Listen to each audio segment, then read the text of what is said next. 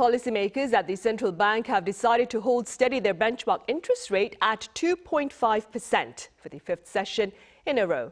Our Kim Jun-hong has more. The Bank of Korea has kept its benchmark interest rate unchanged at an annual 2.5% amid the weakening Korean won. The unanimous decision was announced on Thursday, following the central bank's first monetary policy meeting of the year. The board judged it appropriate to maintain the current base rate while monitoring policy conditions.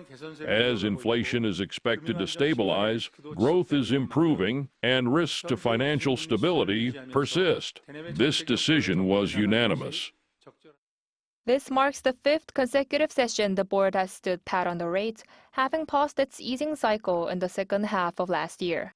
The central bank noted that this year's economic growth is likely to broadly match the 1.8% forecast revised upward last November, citing a recovery in the semiconductor sector and improving growth in major economies. It added that this solid growth momentum has reduced the immediate need for a rate cut. However, uncertainties remain, particularly regarding the foreign exchange market. The rising $1 exchange rate and continued gains in housing prices in the Seoul metropolitan area were cited as key factors behind the decision. Governor Lee was direct when asked if the currency volatility was the primary driver.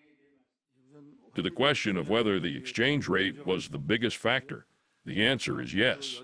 I don't believe the stabilization policies at the end of the year were ineffective, but rather it was an occasion to confirm where our weaknesses lie. The governor added that monetary policy decisions going forward will be made with close attention to inflation trends and risks to financial stability at home and abroad. In a shift from the Bank of Korea's previous monetary statements, its statement for Thursday's rate decision made no mention of a potential rate cut in the future. This is being seen as a sign of a possible shift in the direction of future interest rates. Kim Jun-hong, ArirangNews.